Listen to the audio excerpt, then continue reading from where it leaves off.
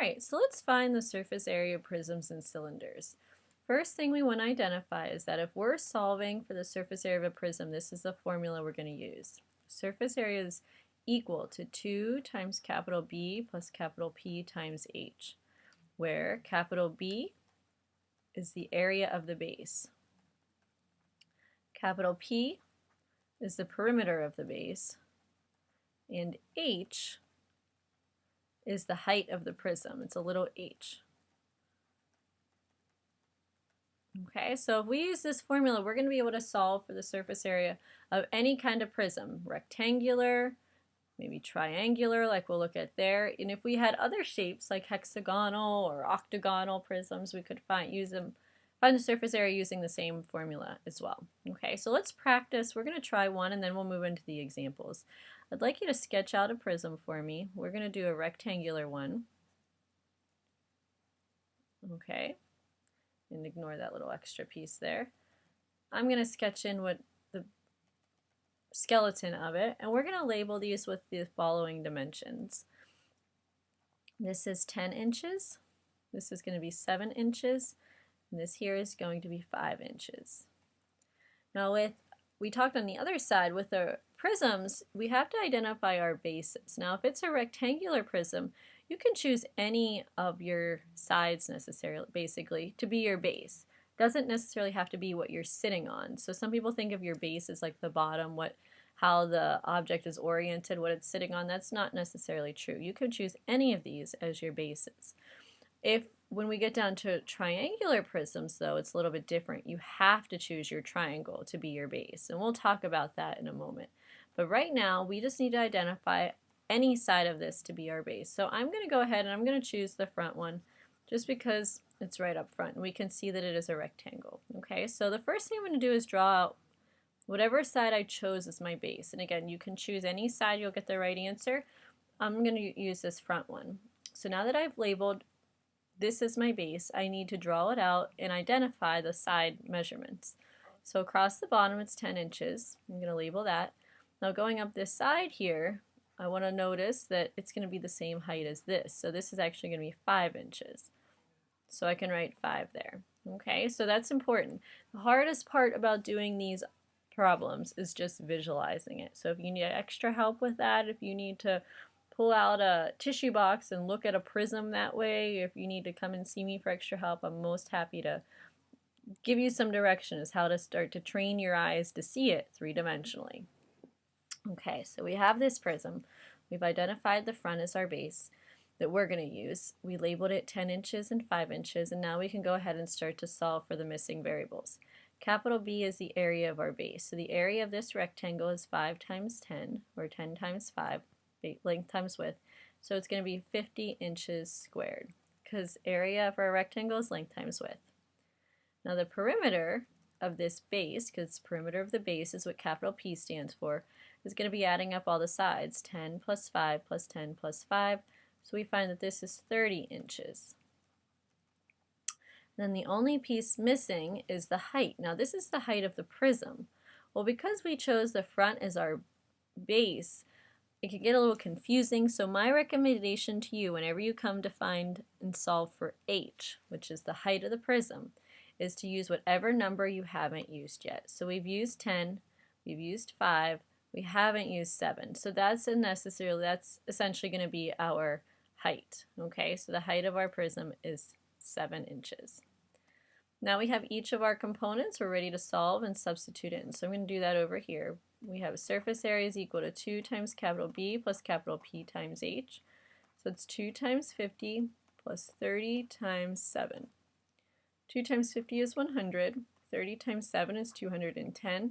And our total comes to 310 inches squared, because it's still surface area. So we want to label it units squared, whatever it is we're talking about. Okay, so we found each of our components.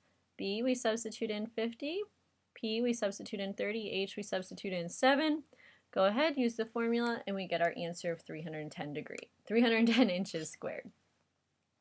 Before we move on to the next one, this here is the method that we're going to choose to solve for surface area, but again, you also could have gone in and drew the net, okay?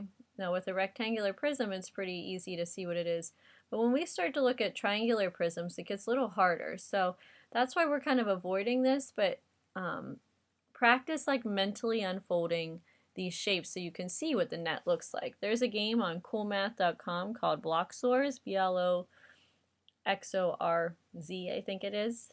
We've looked at it in class with some of the classes. So anyway, it's a good one to help you practice like seeing these geometric shapes three-dimensionally and kind of analyzing all the faces and sides and moving them around. So, all right, let's try example 1, part A. We're going to do the same thing that we just did.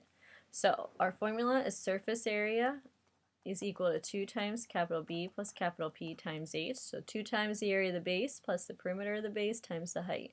So the first thing I need to do is identify a base. I'm going to choose this piece, same as we did before. It's going to be that rectangle. So I'm going to draw out that rectangle and label the different sides of it. The bottom here is 10 inches. Going up the side, this distance here, in this case is going to be parallel to this side, so it's 4 inches. Okay, so now that I have that labeled, I can go ahead and start to identify my variables. Capital B is the area of my base, 10 times 4, 40 inches squared.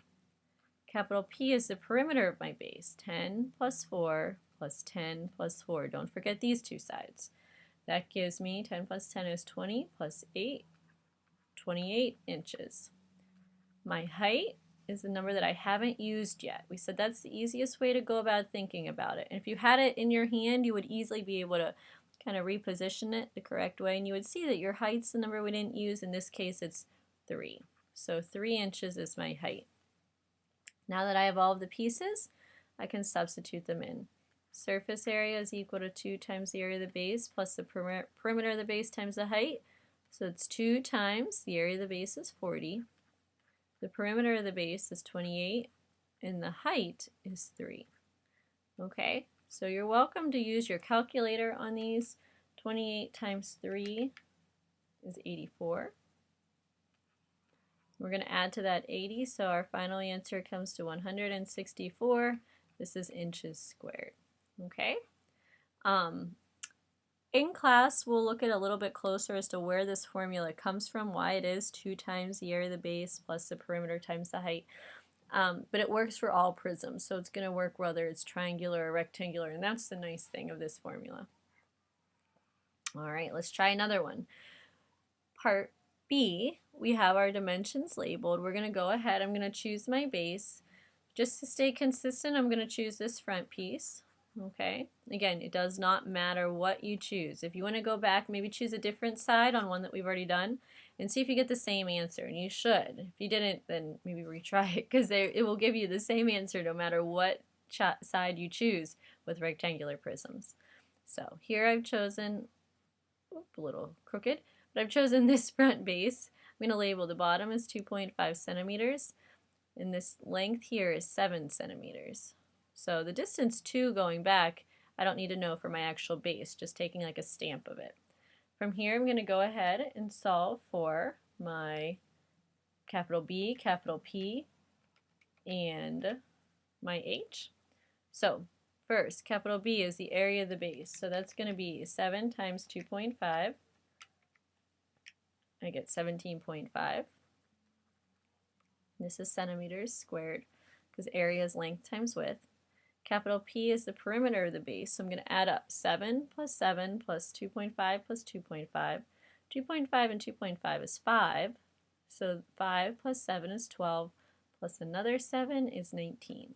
So my perimeter is 19 centimeters, and my height is the only number that I've yet to use. So the number that I've yet to use in this example is that 2, so 2 centimeters is my height. Now that I have all of the pieces I need, I'm ready to solve. Start putting them into the formula. 2 times the base is 17.5 plus the perimeter is 19 and the height is 2. Okay, so let's multiply these out. 17.5 times 2 is 35. 19 times 2 is 38. We can add those two together. And when I do that, 73 is my final answer, centimeters squared. Okay?